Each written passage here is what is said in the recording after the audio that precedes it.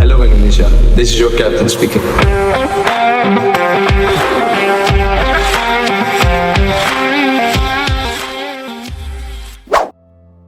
Di timur jauh, di mana Laut Biru memeluk daratan vulkanik, ada sebuah kisah yang terpendam. Kisah tentang tanah yang pernah terluka, tentang anak-anak yang terpisah oleh gelombang sejarah, tentang air mata yang mengering menjadi tekad. Maluku, negeri rempah yang dulu diperebutkan dunia, kini menulis babak baru. Bukan dengan pedang, tapi dengan sepak bola.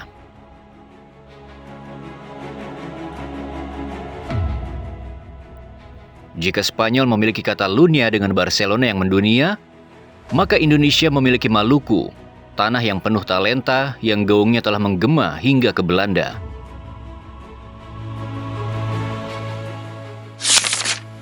Jika Catalonia melahirkan Xavi, Pique, dan Iniesta untuk Spanyol, maka Maluku melalui cucu-cucu mereka yang hijrah ke Belanda, kini mengirimkan pahlawan untuk Garuda.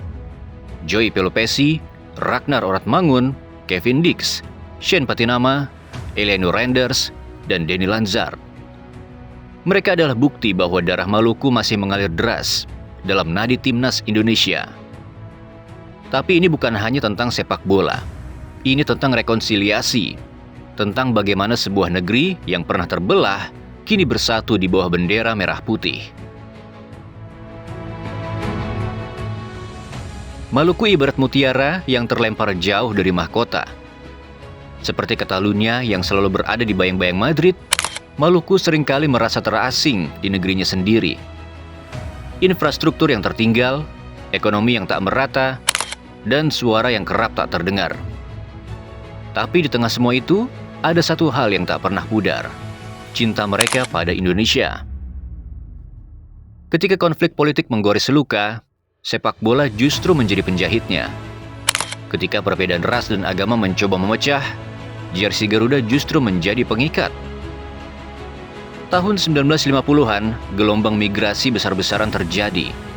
Ribuan orang Maluku, terutama Ambon, berlayar ke Belanda, membawa serta mimpi dan luka.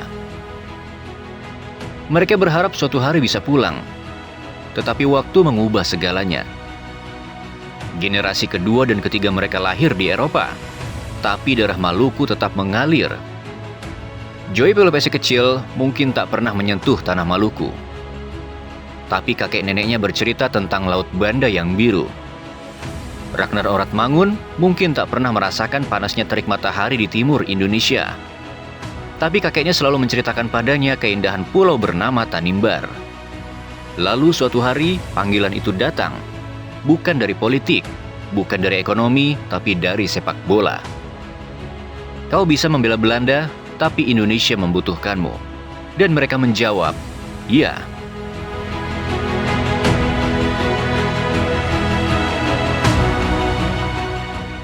Joey Pelopessi, gelandang bertahan yang bermain dengan kecerdasan, bukan kekerasan. Ia adalah antitesis dari stigma gelandang jahat Indonesia. Ketika ia merebut bola, itu seperti seni elegan, presisi tanpa perlu melukai. Karena di Indonesia sejauh ini ketika berbicara tentang gelandang bertahan, yang tergambar adalah sosok yang harus bermain keras, sosok yang harus bermain kasar, berlari tanpa henti, yang akrab selama ini kita dengar sebagai gelandang pengangkut air. Ketika kamu dengan tipe permainan seperti itu, seorang gelandang bertahan akan lebih cepat lelah dan dengan permainan kasarnya akan cenderung mendapatkan kartu. Dan di sana juga ada Kevin Dix Bakarbesi. Ketika pemain ini menyatakan ingin bergabung bersama timnas Indonesia, sungguh level timnas kita terasa benar-benar terupgrade. Bayangkan pemain yang sudah malang melintang di kompetisi tertinggi di Eropa, yaitu Liga Champions, tiba-tiba hari ini sudah menjadi bagian dari timnas Indonesia. Pemain yang ditugasi menjaga Erling Haaland, hari ini berdiri kokoh menjaga setiap serangan dari lawan yang menghantam timnas Indonesia. Seorang pemain yang berusaha membawa FC Copenhagen berbicara banyak di panggung Eropa. Kini pemain itulah yang ikut berjuang bersama untuk membawa timnas Indonesia lolos ke Piala Dunia.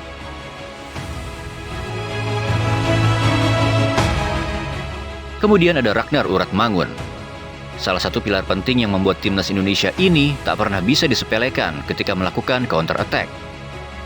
Pemain yang posisinya adalah striker, namun ketika bermain untuk timnas Indonesia, ia seringkali cosplay menjadi seorang defender. Yang mana Ragnar benar-benar turun naik dalam membantu setiap lini timnas Indonesia, entah itu di tengah maupun di area pertahanan. Di sana juga ada Shane Patinama. Walau akhir-akhir ini ia sudah jarang mendapatkan menit bermain, namun Shane ini adalah generasi kedua atau bisa dikatakan generasi awal setelah Jordi Amat dan Sandy Walsh. Shane bergabung ke timnas Indonesia di saat timnas ini belum ada apa-apanya. Timnas Indonesia saat itu belum menjadi sorotan dunia. Namun Shane tak peduli. Tanpa berpikir dua kali, saat tawaran untuk membela timnas Indonesia datang, maka ia langsung mengatakan, "Ya, saya bersedia." Seorang pemain yang sungguh mencintai timnas, yang mana negeri ini merupakan tanah kelahiran sang ayah. Lalu di sana juga ada sang adik kecil, yaitu Eleanor Renders Lekatompesi.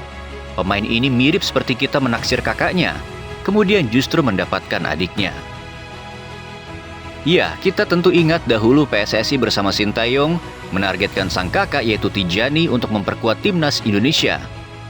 Namun Tijani tampaknya sangat potensial dalam berkembang, dan posisinya pun tak banyak kompetitornya untuk menembus timnas Belanda. Yang mana saat itu, Tijani pun memilih Singa Oranye sebagai tim yang akan ia bela. Namun pilihan PSSI itu bergeser. Kala sang adik pun menunjukkan permainan yang cukup memanjakan mata.